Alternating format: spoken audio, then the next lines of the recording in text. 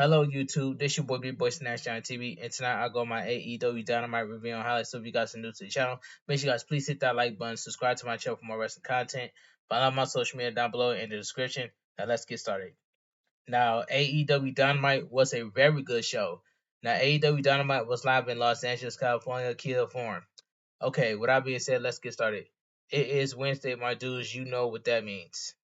We kick off the show with the arrival of the CEO and the new TBS champion Mercedes Moné. The champ makes her way to the ring and adores the balloon celebration her win at double AEW Double or Nothing, while Mercedes Moné grabs a microphone from ringside. Oh yeah, make sure you guys go check out my AEW Double or Nothing review and highlights. It's up on the channel, by the way. But anyway, let me continue. The crowd chants CEO before Mercedes greets Los Angeles, California, telling them to say hello to their CEO and new TBS champion. She asks if she was worth the wait. That she said money changed everything, and that's exactly what she did at AEW Double or Nothing. Not only did we celebrate 5 years of AEW, but we celebrate in the ring return of the greatest of all time. Mercedes Moné, she's proud to say that she and Willow tore the house down on Saturday, commending the former champion for taking the fight to her before calling her too nice. We could we could told Willow that Chris and Stokely halfway would screw her, but she hoped that when Willow Nightingale comes back, she beats them both up. Now back to her celebration. She says being the CEO and champion put a big target on her back, but she was born and ready to do this, only to be interrupted by Sky Blue on the screen, who has a gift for the champion. We look back at when Mercedes Moné was attacked during an interview a few weeks back. As Scoop as Sky Blue says, Callis cause is some of her best work, but the best is yet to come. Mercedes Moné demands Sky Blue come out, and Sky Blue oblige, rolling into the ring and blindsides the champion. She says Mercedes Moné outstanding over her with the TBS championship in hand before leaving the ring, retreating up the ramp as Mercedes Moné grabs her title. Okay, it says short but effective opening segment. The attack segment was not a highlight of the building due to Don due to Don, but I'm glad there is some closure. It should be a good match between Mercedes Moné and Sky Blue whenever that goes down. Okay, we cut backstage where the elite have arrived to the building having missed call time, but the fairness being more or less in control of the company lets you get away with anything. Video package, the highlight of a phenomenal double or nothing this past Saturday. Back at ringside, we get the era of the HBO series House of the Dragon before the AEW World Champion makes his way out for the match. The show is sponsoring. Sword Stricken walks with confident down the ramp, accompanied by Prince Nana as he gets ready to face the tall task ahead. That is Killswitch, who makes his way to the ring next. Saying partiality before this match gets underway. So we get a non-title match: AEW World Champion Swerve Strickland versus Killswitch, and this was a good match. The two circled the mat before Swerve Strickland tries to lock up, only for Killswitch to send him over the top rope instead. Swerve Strickland gets back in the ring, catching him with a neckbreaker, but keeping the hold as he brings Killswitch to the apron. The fight spills all the way to the outside now as Swerve Strickland sends Killswitch towards the barricade, only for the Beast to turn things around, laying into the champ instead. Killswitch continues the attack, bridging Swerve around the ringside area with a few strikes before Swerve gets back into the ring, but the Beast follows close behind. still firmly in control as we go to picture in picture. We're back from picture in picture. Killswitch has the champion up against the ropes as he continues to wear Strickland down, bridging him back to the middle of the ring, purely purely to continue to inflicting pain. A set of strikes gives way to grabbing Swerve by his chin, twisting the champ's head, he- twisting the champ's head for more damage as Prisnata tries to will his charge on. Swerve slowly fighting out of a moment, but is taken all the way to the mat as we come back from break. Swerve Strickland finally managed to fight out of the hole, catching Killswitch with a triangle hold before turning things back around on the beast, sending him to the ropes where he takes Killswitch out with a kick to the back. Crowd cheers on the champ as he literally hits the gritty to mock Killswitch before taking the beast back down hard for a near fall. Swerve Strickland brings him back to his feet, looking for big pressure, but it's denied as Killswitch sends the champ to the corner. Swerve Strickland fights back, but is caught with a headbutt and a chokeslam. But Killswitch only gets a near fall for his efforts. Killswitch has had about enough of the champ now, setting him up on the apron before heading out for a steel chair. He wears back with the chair, but Prince Nana managed to pull it away from him, giving Swerve the opening to get up, eventually landing a Swerve stomp from the apron onto Killswitch. He brings the beast back into the ring, going up top before Killswitch rise up to go after him. Swerve Strickland evades, taking the ropes only to get caught with another chokeslam and and a standing moonsault on the champ. But he still gets a near fall after all that. As Swerve gets back into it, hitting a house call on the beast before going up top. Swerve stumps connects and the champ gets another near fall. The surprise doesn't stop Swerve Strickland from getting back up, connecting with one more house call that gives the champ the pin and the win. The winner of the match by pinfall, Swerve Strickland. This was a good match. The champ the champ celebrates briefly before Prince Nana hands him a pair of scissors which he used to cut off a lock of Killswitch hair before we get a rundown of what's still to come tonight. Really good opening match between Killswitch and Swerve. Find that lack of the pen pentarchy interesting, giving past tension between Cage and his beast. Good win for Strickland, who gets a little revenge on Killswitch post match. Hashtag AEW Dynamite. So we go to commercial break. Back at ringside, Tony Schiavone rallies rallies the announcement from Tony Khan after Sky Blue's attack on Mercedes Moné, who will defend her TBS champion tonight against the very woman who attacked her twice now. Twice now. Backstage, John Moxley talks up tonight's match against Rocky Romero and his focus on defending the IWGP World Heavyweight Championship whenever he needs to.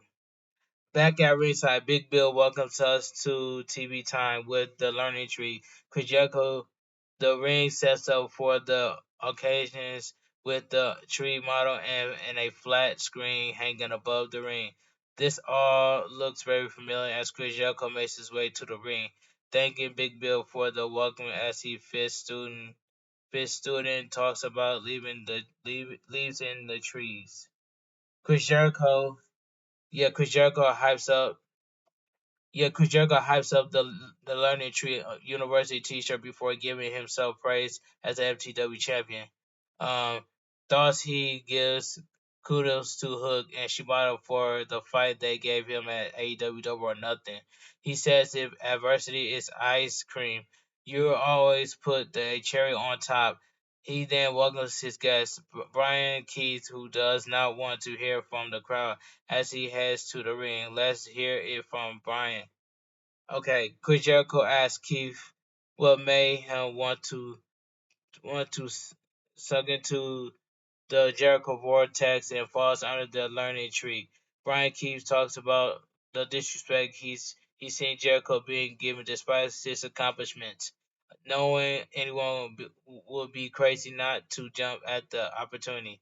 The crowd tells Brian to shut up in so many words, something Chris Jericho addressed as Keith continues to hype up Jericho and running down the crowd. Chris Jericho gives Keith his due, saying he recognizes he is a bad man. Big Bill says maybe even a bad apple, and Jericho agrees that a bad apple doesn't fall far from the learning tree. Before we get much more of this, Hook music hits as he runs down the ramp, only to be intercepted by security. Suddenly, we get some more Joe music, but he stands behind Hook, whispering something in his ear before the pair retreat up the ramp. I was up and down on this TV time segment. I was hoping Brian Keep only did what he did as he as a boundary hunter. So I don't know about him being a student of Jericho. The Joe slash Hook dynamic dynamic is interesting enough.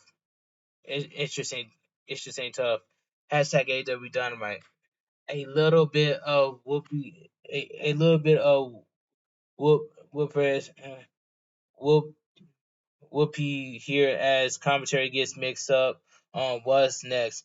But we get a video of what happened between John Moxley and Kanusuke Takeshita at AEW Double or Nothing, and then video package the rise of current New Japan and New Japan Pro Wrestling Strong Women's Champion Stephanie Valker. Back at ringside, John Moxley makes his way to ring for our next match. Our next is Ricky Romero looking to earn a shot at the IWGP World Heavyweight Championship. As he rushes at John Moxley with a drop kick, sending him out of the ring. As we get underway, so we get an IWGP World Title Eliminator match: John Moxley versus Ricky Romero. And this match right here, I might as well say this match was this was a solid match. Alright. Ricky Romero continues the attack on the outside, slamming the champ on the announcer table, but John Moxley fights back, sending Ricky Romero back into the ring. Ricky Romero lays into John Moxley with some strikes before the champ turns it back around, sending as Oscar into the corner. Rocky Romero shoves him back before taking taking John Moxley down with a stone, focusing his attack on the injured arm of the champ as he hangs John Moxley up on the second rope for another stone. He pulled the champ back to the ropes, hanging up the injured arm before pulling him in for more damage as we go to picture in picture. We're back from picture in picture. Rocky Romero maintains control, wearing down the champ as he continues to target the injured arm. But John Moxley has had enough, sending Rocky Romero to the corner as we come back from break. John Moxley sets Rocky Romero up on the top turnbuckle, taking Oscar down to the mat with a superplex. Rocky Romero makes his way to the corner, but is met with mounted punches by the champ, who takes to the ropes before both men exchange strikes, which finally comes to an end with John Moxley taking Rocky Romero down with a cutter to the canvas. John Moxley back to his feet as Rocky Romero heads to the corner, taking the champ down for a near fall. Transitioning to a cross arm breaker, John Moxley blocks the grip enough to counter out, hitting Oscar with knees to the head before locking in a bulldog choke. But the hole is not tight enough as Ricky Romero escapes, snapping John Moxley's arm instead. Okay, John Moxley in the corner as Ricky Romero charged at him, eventually seeing both men on the top as Ricky Romero connects with a big slam and locking the cross arm breaker in once more. John Moxley struggles, eventually fighting to his feet before stomping at Ricky Romero's head to break the hold. Rocky Romero kicks him away, but is met with a lariat by the champ. Both men back to their feet as John Moxley fights Rocky Romero, backing up for a lariat, followed by a Death Rider that gets John Moxley the pin and the win. The winner by pinfall, John Moxley. This was a solid match. Solid match between John Moxley and Rocky Romero. One of those unfortunate results, not in doubt situations, but a good offense from Rocky Romero helped keep this interesting throughout. Curious to see if we get a challenger lined up for the title at Forbidden Door. Hashtag AEW Dynamite. John Moxley leaves the ring as we cut backstage where Renee gets a word with Samoa Joe and Hook. Samoa Joe says a lesson was learned tonight that they don't exist on their enemies' time, but their enemies would exit on their time. With that, Samoa Joe and Hook walk off as we go to commercial break. So we go to commercial break. Back at ringside, Don Callis heads to the ring with a contract ready to be presented to a potential new member of the Don Callis family. He calls the contract more valuable than gold. As the crowd tries to drown him out with their boy man, I love LA anyway. Don Callis talks about how he sees himself in Orange Cassidy, who makes his way out to the stage. He walks down the ramp, rolling into the ring as Don Callis looks ecstatic. Don Callis says this is the moment we all been waiting for. He asks Orange Cassidy if he should do this with his hands in his pocket before calling Orange Cassidy a star. Whenever he goes, someone says he confused with his past choices. But Don Callis wants to help him by presenting him with this contract to join the Don Callis family. Now that thumbnail that I have looks realistic. I just want to put that out there. That thumbnail looks realistic. But anyway, let me continue. Don Callis says he's fulfilled everything out from Orange Cassidy, who takes the contract from Don Callis and only to slowly rips it and have in front of Don Callis. Orange Cassidy grabs the microphone and says, "Eh, don't, don't, do not, don't." It says, "Hey, no." Don Callis grabs the mic back, saying no one says no to Don Callis. Stokely halfway into us in proceedings by running down Orange Cassidy, saying he's just like Willow Nightingale. He hands the microphone to Chris Statlander, who says on behalf of her best friend, she accepts the invitation to the Don Callis family. We cut back to the ring, where Trent Beretta blindsides Orange Cassidy with a knee strike. Trent Beretta continues beating Orange Cassidy down as Chris Chandler and Stokely Halfway leave to the back.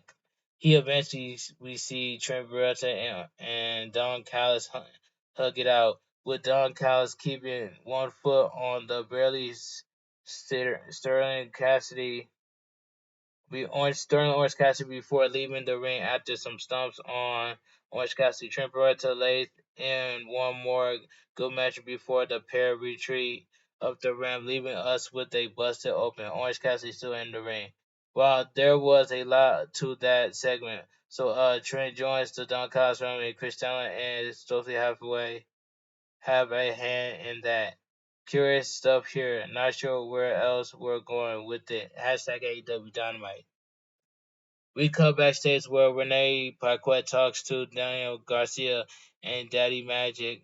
Garcia talks about getting out of the mud, taking his muddy boots and dragging them across red carpet. He sets out the challenge for the international champion, regardless of who comes out of Collision with the title after the match between Will Ospreay and Kyle O'Reilly. Back at ringside, Mercedes Moné makes her way to the ring for our next match. Scott Blue is out next. Mercedes Moné eager to get this match started as she rushes to challenge her while the bell rings to get things underway. So get the TBS Championship match. Mercedes Moné defends against Scott Blue. In this match right here, this was a decent match. Mercedes Moné still formally over Scott Blue's fiercely attack as she lays into her with the fury of offense, getting a near fall before setting Scott Blue out of the ring. Sky Blue takes a breather as Mercedes Renee catches her on the outside with a meteor off the apron. Um, Before sending Sky Blue back in the ring, but only to get a near fall. The champ takes the ropes, but is cut off by Sky Blue, who has a draping neckbreaker for a near fall of her own. As we go to picture in picture. We're back from picture in picture. Sky Blue continues to stay in control as she wears the champ down, first against the ropes and then into the corner for some hard stomps before driving her foot into driving her boot into the throat of Mercedes Monet. Mercedes Monet starts fighting back, but is taken down by the challenger, who clinches in a chinlock before Mercedes Monet fights to her feet, sending Sky Blue into the corner to break out of the hole. A drop kick by Mercedes Monet keeps Sky Blue down, but not for long as Sky Blue hits a jawbreaker for a near fall and goes for another to a ball as we come back from break. Sky Blue sends Mercedes Monet to the corner, but the champ fights back, driving her head into the turnbuckle and following with a running meteor form a near fall. We get followed up with a backstabber for the same result. Mercedes Monet pulls Sky Blue to the corner before clubbing up, but is intercepted with a kick to the face by the challenger. Powerbomb attempt gets reversed as Mercedes Monet hits a hurricanrana, but Sky Blue fights back with a face buster for a near fall. Mercedes Monet fights out of a fireman's carry, and hits a knee strike, but takes a dust kick by Sky Blue, who goes for Cold Blue. But Mercedes Monet counters, hitting the Monet maker for the pin and the win. The winner by pinfall is still your TBS champions, Mercedes Monet. This was a decent match. The CEO celebrates is cut short. However, the arrival of New Japan Pro Wrestling Strong Women's Champion and female star Stephanie Baker, she raised her title in the air as does Mercedes Monet. We cut backstage. This decent match, decent match for the TBS title. Was good to see things moving along quickly. We followed the win at AEW Double or Nothing. Mercedes Moné versus Barker at Forbidden Door will be a rematch for the New Japan Pro Women's Resurgent. As someone who was there for that match, this will be fun to see run back. Hashtag AEW Dynamite. Okay. Renee Paquette tries to get an update on Orange Cassidy, but is interrupted by Stokely Hathaway. Stokely Hathaway runs down Willow Nightingale, saying he remembers what Chris Downliner has had to put up with the past few months. He hypes up Chris Downliner, pointing out that she come from back to back ACL injuries when others don't wanna show up for work after getting a cold. Chris Chandler takes the microphone now, talking about how much she's been expected to help everyone else out lately. She calls herself more than a woman, saying she's tired of being everyone's protector, and that everyone is now going to need protection from her. Commercial break. So we get a video package, a look back at the MJF's return to AEW at Double or Nothing, followed by a video hyping up MJF's legacy. I was so happy to see MJF at AEW Double or Nothing. I was happy about that. Backstage, back at ringside, the Young Bucks make their way out to the ring, proudly displaying their AEW World Tag Team Champion. The pair makes it down the round before dropping a coin to signal the arrival of Kazuchika Okada as the AEW Continental Champion. Walks down. Jack Perry makes his way out next. The Elite fully united before entering the ring. They get a microphone, which is handed over to Okada. and tells the crowd to shut up. Jack Perry speaks up next, saying the elite run things before addressing the hand-picked team and being set on fire. Not only did the elite win the archery in the arena, but Jack Perry got his piece of the dragon when he pinned Brian Danielson. Nicholas Nicholas talks up to Reebok pumps that were released before talking about the unbelievable performance on Saturday. Don't nobody wears Reeboks in 2024. Nobody wears Reebok shoes. But anyway, let me continue. I'm glad to put this out there. They present a gift to to Okada, a brand new Lamborghini. Okada looks on the verge of tears, as if this is a dream. As the crowd chants, "You deserve it!" at the lead of Nicholas. Matthew says it's time to talk business, taking blame for Adam Copeland injury since before the match. He claimed he told Adam Copeland, "Good luck and break a leg." He says they're praying for Adam Copeland's recovery, but they must but they must strip him of the TNT Championship. They have a situation to settle and announce that Jack Perry is your new TNT champion. The celebration is cut short. Christopher Daniels makes his way to the ring, announcing that Tony Khan has named him the internal executive vice president, meaning that when he makes an announcement, it's coming straight from Tony Khan himself. He says that if Jack Perry wants to be champion, he has to earn it because this is AEW where it's the best wrestler. Over the next couple of weeks, there will be qualifying matches for a shot at the title at Forbidden Door, which will be a ladder match. The Elite look to beat down Danielson, but he is backed up by the Acclaim, who stand by him as we cut backstage. That was a good segment. Hell of a segment with the Elite. I got a good laugh out of them trying to hand Jack Perry the TNT Championship. Nice to see Daniels in his role, even if that's because they can't get Kenny here every week. Looking forward to the ladder match at Forbidden Door. Hashtag AEW Dynamite. All right, let's move on. Prince Nana hypes up Swerve Strickland, who addressed getting some revenge on the kill switch tonight before addressing former champions and looking ahead to tonight's main event. So we go to commercial break.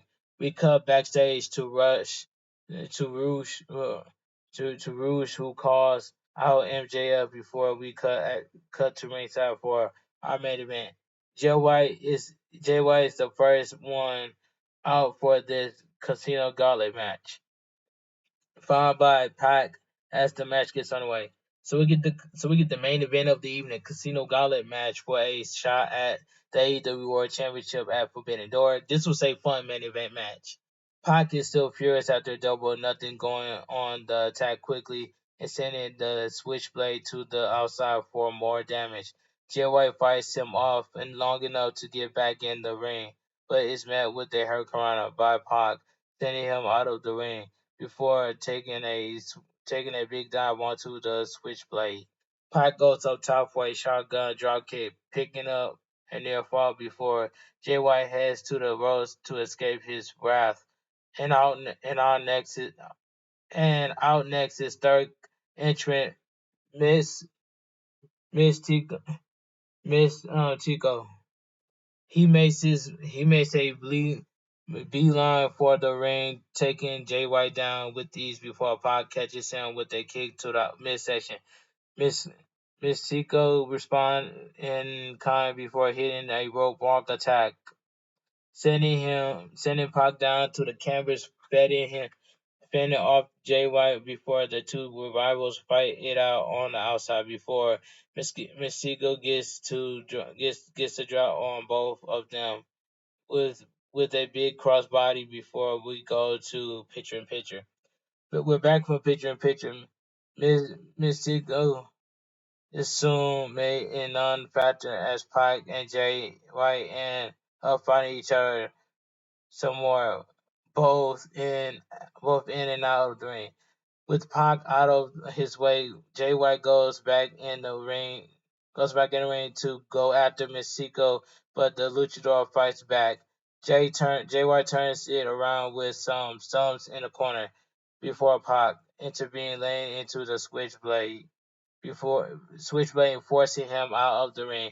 Pac focus continues to be on Jay White as Mystico is forced to watch on as we come back from the break. Our fourth entry is the new AEW International Champion, sending the LA crowd in an uproar as Will Ospreay runs down the ramp, where he gets into it with Jay White.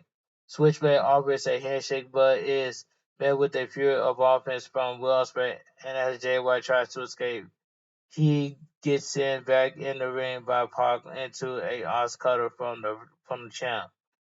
Jay White leaves the ring as Pac tries to take advantage for a near fall, and Mystico catches them both with a crossbody, followed by LA Mystico on Will Ospreay as fifth interest is out, and it's Shota Umo from New Japan that man knows as shooter to some fans head to the ring. Enters the fray and catches Will Ospreay with a rope Kong and Tornado DDT combo for a cover, but Jay White breaks it up. Jay White chops Shorter before chopping away at Will Ospreay, and our sixth entrance is revealed as Claudio Castagnoli heads down the ramp, high boot to Shooter as Jay White runs out of the ring, with Claudio Castagnoli giving chase only to get Pac down with a leaping uppercut. Jay White keeps running as Claudio Castagnoli follows and takes Will Ospreay out with a lariat before hitting an uppercut on Shibata. Not Shibata, but Shota for a near fall as Jay White once again intervenes. Switchblade Jay White lays into Claudio Castagnoli, but is dropped to the canvas for a giant swing by Claudio Cascano, which takes us to another picture-in-picture. We're back from picture-in-picture. Claudio Cascano gives giant swing from Michigan Ross as Shota runs in for an attack of his own. Shooter hits a couple good uppercuts, but is soon dropped by Claudio Cascano, who takes Yumo Yumino on a giant swing as well. Pac takes to the ropes to get back in, but is caught by Claudio Cascanoy, who takes him on a giant swing for good measure. Claudio Cascanoy is shot out of the loop that he turns his attention to the ref, who has to remind him he is not a competitor to avoid a giant swing as we come back from break. Everyone else is out of the ring as our seventh entrance arrives, and it's Leo Rush to a big pop from the crowd as he heads to the ring, standing off with Claudio Castagnoli. Leo Rush is quick to evade the offense of the bigger man, sending him to the ropes before dropping him to the outside. Shota catches Leo Rush from behind, but Leo Rush turns it around into a drop kick. Shooter with a chop, but both men end up crossing ropes before neither goes down from a lariat, but they both go down to a clothesline from Claudio Cascanone. Our eight entrance is out, and it's Orange Cassidy with his other theme sporting to look from AEW Double or Nothing despite being laid out earlier. He takes his shirt off and rushes into the ring, where Claudio Castagnoli catches him for a suplex. Orange Cassidy fights out, hitting a Stone Dog Millionaire followed by a DDT. Orange Cassidy struggles back to his feet, as well as he sets up for a hidden blade. But he is noticed by Orange Cassidy. He stares each other down, and this gives Jay White in opening as he blindsides Orange Cassidy before taking it out taking out Will Ospreay. Jay White, Jay White with a cover, but Orange Cassidy kicks out, and Switchblade goes back on the attack as our ninth entrance comes out. Next is in his female, he females her Chiro. He heads down to the ramp going after Jay White and Claudio Castagnoli. Hichiro drops Rosway for a cross-arm breaker and gets broken up with Orange Cassidy only for Hichi- Hichino, Hichiro to roll him up for a near fall. Leroy goes back on the attack on the outside as Mystico goes in to take Hichiro and Chloe Cascano out. Orange Cassidy gets attacked by Pac and now about is caught with Jay White. Pac goes up top but is dropped down by Juice Robinson as Orange Cassidy goes for the Orange Punch on Switchblade. But here comes Will Ospreay, Stormbreaker, and gets revealed for a near fall. Orange Cassidy goes for an Orange Punch, but Will Ospreay evades it for an Oz Cutter by Will Ospreay, and he gets the pin and the win. The winner by pinfall and challenge for the AEW World Championship at Forbidden Door, Will Ospreay. This was a fun main event. Take my money to see Will Ospreay versus Swerve Strickland for the AEW World Champion. Take my money at Forbidden Door. I would love to see that match.